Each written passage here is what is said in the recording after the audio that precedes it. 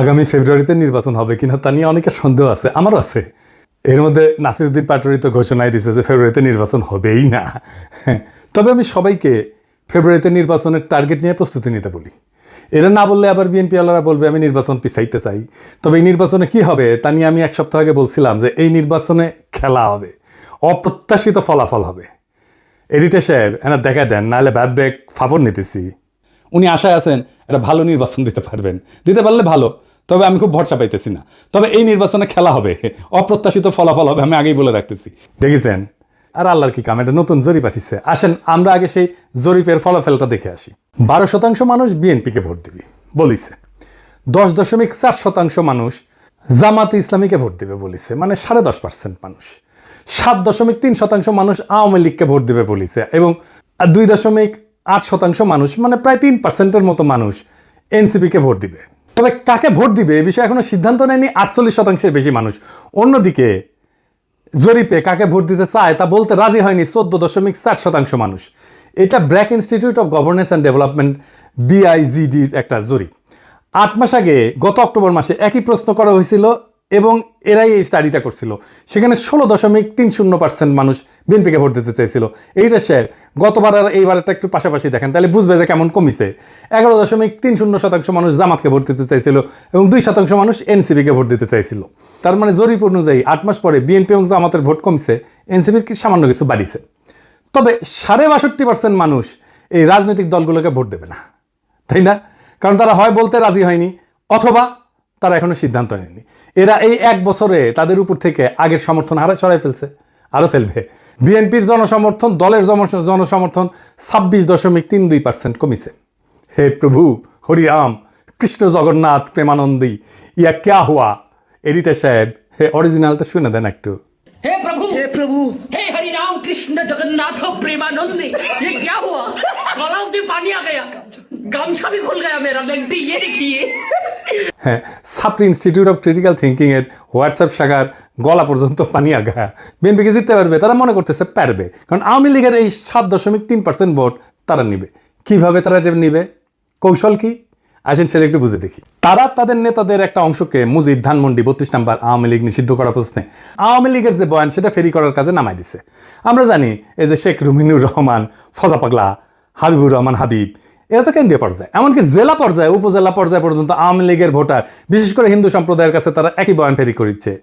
শুনেন, এটা বগুড়ার শাহ আলম সাহেব করছে। কিন্তু সংগঠন হিসেবে আওয়ামী লীগ নিষিদ্ধ চাই না, অথচ আজকে যারা বেহেশতের টিকিট দিতে চায়, জামাতের মধ্যে একটি নতুন সংগঠন করেছে হিন্দু জামাত। এটা কখনো সম্ভব? তারা এবং নতুন একটি রাজনৈতিক দল মিলে 3 দিনের ভূমি আন্দোলন করে স্বাধীনতার নেতৃত্ব করে একটি রাজনৈতিক দল, বাংলাদেশের সবচেয়ে পুরনো একটি রাজনৈতিক দল, সেই দলকে বাংলাদেশে নিষিদ্ধ করেছে, যেটা রাজনৈতিক ভাবে সঠিক সিদ্ধান্ত হয়েছে বলে আমি বিএনপির একজন কর্মী হিসেবে মনে করি না। এই বাংলাদেশের ইতিহাস লিখতে গেলে মহান স্বাধীনতার ঘোষক শহীদ রাষ্ট্রপতি জিয়াউর রহমানের নাম লিখতে হবে। এই বাংলাদেশের স্বাধীনতার ইতিহাস রচনা করতে গেলে মুক্তিযুদ্ধের নেতৃত্বকারী দল আওয়ামী লীগের তৎকালীন সভাপতি শেখ মুজিবুর রহমানকে অস্বীকার করা যাবে না।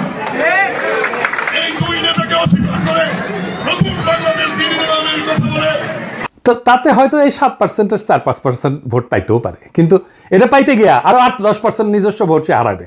তাইলে আসলে রাষ্ট্র ক্ষমতায় কে যাবে? আপনারা বুঝতেই পারতেছেন যে যারা এখনো সিদ্ধান্ত নেয়নি কাকে ভোট দেবে এবং যারা বলতে চায়নি, তারাই আসলে ঠিক করবে কারা রাষ্ট্র ক্ষমতায় যাবে। তো যাই হোক, এইটা আলোচনাটা বিস্তারিত আসার আগে বিএনপি দলটা কিভাবে ফাংশন করে সেটা একটু বুঝাই। তাইলে এই যে কেন এই রুমিনুর রহমানরা এই কাজ করে এটা বুঝতে পারবেন, এবং কিভাবে তারেক রহমানের নিরঙ্কুশ নিয়ন্ত্রণ নিশ্চিত হয় দলের মধ্যে এটা বুঝতে পারবেন। আর এই পদ্ধতিটা বিএনপির সবচেয়ে বড় দুর্বলতা। আমি এটা বিএনপির সাথে কাজ করতে করতে গিয়ে আবিষ্কার করছি। আসেন দেখি এটা কেমন। বিএনপিতে 2টা কাজ করে। এক, সোশ্যাল কনফ্লিক্ট, যেটা সমাজে যে দ্বন্দ্বটা আছে সেটাকে ইন্টারনালাইজ করে ফেলে, মানে সেটা নিজের ভিতরে ঢুকে ফেলে, দলের ভিতরে ঢুকে ফেলে। মানে ধরেন সমাজে আওয়ামী লীগের রাজনীতি চলবে কিনা, এটা নিয়ে একটা দ্বন্দ্ব আছে, তো সেটাকে সে দলের মধ্যে নিয়ে ফেলে। আওয়ামী লীগের রাজনীতি করা উচিত এমন একটা দল তৈরি করে নিজের দলের মধ্যে এই মত প্রচার করবে, আর তার বিপরীতে আরেকটা দল তৈরি করে যারা ভিন্ন মত প্রচার করবে। এটি হইতেছে এক্সটার্নাল কনফ্লিক্টকে ইন্টারনালাইজ করা। কি সুবিধা পায় এতে? সে মনে করে যে এক্সটার্নাল যে কনফ্লিক্ট এটা তো ম্যানেজ করা ডিফিকাল্ট, এক্সটার্নাল কনফ্লিক্টকে আমি যদি ইন্টারনাল করে ফেলি সেটাকে আমি কন্ট্রোল করতে পারবো ইজিলি, কারণ আমি তো নেতা, আমার কথা দুই পক্ষই শুনবে। তো আমি এই আলোচনাটা দলের মধ্যে থেকে করব এবং আমি এটাকে নিয়ন্ত্রণ করব। বুঝতে পারছেন? মানে সমাজের যে বিতর্ক সেটা আমি নিজের দলের ভেতরের একটা ইন্টারনাল বিতর্ক করে ফেলবো। দলের ভেতরে যদি আমি ইন্টারনাল, সমাজ তো আমার কথা শুনে না, তো দলের ভেতরে যদি আমি ইন্টারনাল কনফ্লিক্টটা নিয়ে আসি তাহলে দলের লোক সবগুলো আমার কথা শুনতে বাধ্য হবে। আর একটা বিষয় হইতেছে যে এরা একজনকে আরেকজনের পিছিয়ে লাগিয়ে দেয়। এই যে কনফ্লিক্টটা দলের ভিতরে নাই সেটা তৈরি করে। আমাকে এই যে ওয়াহিদুজ্জামান অ্যাপোলো একদিন বলে ফোন মেরা যে বিএনপির অনেক লোক বলে যে আপনি রয়ের এজেন্ট। হ্যাঁ, তার মানে কি বুঝেছেন তো? তার মানে এটাই যে শুনে হয় আমি বিব্রত হব বা সংকুচিত হব বা ভয় পাবো এবং আমি একটা আশ্রয় খুঁজবো এবং আমাকে এমন একটা মহাশক্তির কাছে পাঠাবে যে আমাকে আশ্রয় দেবে অথবা সেই আশ্রয় দেবে। তার মানে বুঝেছেন তো? বা সেই বলবে আরে ব্যাপার না, আমি দেখতেছি, আমার উপরে ছেড়ে দেন। হ্যাঁ, তো সে তার দলের লোকদের উপর আনুগত্যটা কেনে তারা এটা চাপে ফেলে ভয় দেখায় আনুগত্য আদায় করে। এটা বিএনপির কৌশল। যাই হোক, এই যে এক্সটার্নাল কনফ্লিক্টটাকে ইন্টারনালাইজ করে ফেলা এটা তার নির্বাচনে আওয়ামী লীগের ভোট টানার একটা কৌশল। তো যাই হোক, এখন এই যে নির্বাচনী জরিপ এটা প্র্যাকটিক্যাল ফলাফলটা প্রথম ফল হইতেছে বিএনপি আগামী সরকার গঠন করতে পারছে কিনা এটা বিরাট সন্দেহের মধ্যে পড়ে গেল। ধরেন এনসিপি আর জামাত ঐক্য হইল, ওইদিকে বিএনপি নিজের ভোটের সাথে আওয়ামী লীগের ভোট আর জাপার ভোট মিলে একটা হাড্ডাহাড্ডি লড়াই হইল। তাও কি বিএনপি বা এনসিপি জামাত ক্ষমতা আসতে পারতেছে? না, পারতেছে না। কারণ ৬২.৫% মানুষ জামাত বিএনপি এনসিপি কাউরে এই ৬২.৫%-এর ভয়েস হয়ে উঠতে পারবে যারা, তারাই আগামী সরকার তৈরি করবে। তাইলে কিভাবে এটা গড়ে উঠবে? বাংলাদেশ একটা রাজনৈতিক ফ্রন্ট গড়ে উঠবে। প্রকৃতি শূন্যতা পছন্দ করে না। এই ৬২% মানুষের একটা ফ্রন্ট গড়ে উঠবে। এই মানুষকে ভয়েস দিতে হবে। এই ফ্রন্ট দেশের নির্বাচনে জিতে আসবে। কিভাবে? ধরেন কয়েকটা ব্রড ইস্যুতে যদি একটা ঐক্য হয়। ১ নাম্বার, বাংলাদেশে ভারতীয় আধিপত্যবাদের অবসান হবে। ২ নাম্বার, স্বাধীনতা, সার্বভৌমত্ব, জাতীয় মর্যাদা এবং আঞ্চলিক অখণ্ডতা অক্ষুণ্ণ রাখতে হবে। ৩ নাম্বার, আওয়ামী ফ্যাসিবাদের চিরস্থায়ী অবসান ঘটাইতে হবে। ৪ নাম্বার, একটা ইনসাফ ও সাম্যের বাংলাদেশ বানাইতে হবে। তো এই ইস্যু নিয়ে যদি ফ্রন্ট হয় তাহলে এই ৬২.৫% সেই ফ্রন্টের সাপোর্টার হয়ে যাবে। এখন কইতে পারেন এমন কোনো ফিগার আছে যে এই ফ্রন্টের নেতৃত্ব দিতে পারবে? আছে, অনেকেই আছে। আমি আজ একজনের নাম বলবো, মাহমুদুর রহমান। উনি এই ফ্রন্টের নেতৃত্ব যদি দেন সবাই ওনার পাশে এসে দাঁড়াবে। ইলিয়াস, কনক, পিনাকির কথা বাদই দেন, এরা মাহমুদ ভাই আওয়াজ দিলে ঝাঁপে পড়বি। এর বাইরে হেফাজত, ইনকিলাব মঞ্চ, আপ বাংলাদেশ, এবি পার্টি, ইসলামী শাসনতন্ত্র আন্দোলন, এরা সবাই এসে দাঁড়াবে। এটাই হয়ে উঠবে রাজনীতির মেইন স্ট্রিম। এনসিপি আর জামাতের কোনো অপশন থাকবে না এই ফ্রন্টে জয়েন না কইরা। বিএনপিও আসতে পারে এই ফ্রন্টে, স্বাগত জানাই আমরা। এই ইস্যুতে ঐক্য হইলে ওয়াই নট, কিন্তু সিট যা দেব মাইনা নিতে হবে। এই ফ্রন্ট মানে বিএনপির বিরুদ্ধে যাওয়া না, কিন্তু বিএনপির বিরোধিতা করাও না, বরং অ্যান্টি ফ্যাসিস্ট, অ্যান্টি ইন্ডিয়া সমস্ত শক্তিকে একটা কমন গ্রাউন্ডে নিয়ে আসা। আমি তো চাই বিএনপির আলতাফ হোসেন চৌধুরী ভাই উনি জিতে আসেন, ইয়াংদের মধ্যে শহীদুদ্দিন চৌধুরী আইনি জিতে আসুক, আমি এটা চাই। কিন্তু রুমিন ফারহানা হারুক, হাবিবুর রহমান হাবিব হারুক, ফজা পাগলা হারুক। আমি যদি ইলেকশনের আগে দেশে যেতে পারি, আমি আলতাফ ভাইয়ের এলাকায় গিয়ে ক্যাম্পেইন করে দিয়ে আসবো, যেন উনি যেতে ধানের শীষের ক্যাম্পেইন করে দিয়ে আসবো। আমার ক্যাম্পেইনের দরকার নাই ওনার জেতার জন্য, উনি এমনি জিতবেন, কিন্তু আমি যাব আমার নিজের মনের শান্তির জন্য যাব, যে আমি আলতাফ ভাইয়ের ইলেকশনে কিছু কাজ করেছিলাম। তো এই যে ফ্রন্ট, এই ফ্রন্টের সুবিধা কি হবে? এই ফ্রন্টের রাজনৈতিক দলের মাতবরি থাকবে না। রাজনৈতিক দলগুলোকে কিন্তু দেশের মানুষ পছন্দ করে না, বিশ্বাসও করে না। সেজন্য রাজনৈতিক দল অ্যান্টি হাসিনা লড়াইয়ের নেতৃত্ব দিতে পারেনি। এটা মাইনে নিতে হবে সবাইকে। এই ফ্রন্ট 2024-এর বিপ্লব যারা করছে সেই রকম একটা জনগণের ফ্রন্ট হইয়া উঠবে। রাজনৈতিক দল যা খুশি তাই করতে পারবে না। এনসিপির বালখিল্যতা, জামাতের রাজনৈতিক ভুল, অন্য ছোট দলের ন্যাশনাল ইম্প্যাক্ট তৈরি করার অক্ষমতা সব দূর হয়ে যাবে। এক নতুন আশায় দেশবাসী বুক বাঁধবে, সারা দেশে এক নতুন আশার সঞ্চার হবে। আমরা কলা গাছ যদি দাঁড় করাই দিই, বেশিরভাগ আসনে তারা জিতে আসবে। আমরা বিএনপির ট্রু ন্যাশনালিস্ট নেতাদের আসনে কোনো প্রার্থী দেব না। আমাদের মার্কা হবে বাম্বু, বাম্বুর দাবরানিতে দেশকে আবার সঠিক রাস্তায় নিয়ে আসবো। এই ৬২% থেকে বাংলাদেশের আগামীর রাজনীতি উত্থিত হবে। প্রশ্ন হচ্ছে, মাহমুদ ভাই কি রাজনীতিতে এভাবে আসতে রাজি হবেন? না, হবেন না। ওনারা যারা চেনেন তারা জানেন উনি হবেন না। এই ভিডিও দেখার পরে উনি আমার ফোন দিয়ে জারি দিবেন, বলবেন এসব কি পাগলামি শুরু করিস, আমি আমার দেশ নিয়ে আসছি, আমার বয়স হয়েছে। তো যাই হোক, উনি যাই বলুক, সক্রেটিস বলছিলেন সেই নেতাই শ্রেষ্ঠ নেতা যে অনিচ্ছুক নেতা। মাহমুদ ভাই অনিচ্ছুক নেতা, তাই উনার বাংলাদেশের সেরা নেতা হওয়া সম্ভব। এইটারে বলে সিনাটাস আর্কিটাইপ। কঠিন লাগিচ্ছে হ্যাঁ কথাটা শুনে, টার্মটা শুনে, কিন্তু এটা খুব মজার ইতিহাস হচ্ছে, আসেন শুনি। উনার নাম ছিল লুসিয়াস কুইন্টিয়াস সিনসিনাটাস। 458 খ্রিস্টপূর্বাব্দে একজন রোমান সম্রাট ছিলেন তিনি। এই গল্পটা শুরু হয় একটা গভীর সংকট দিয়ে।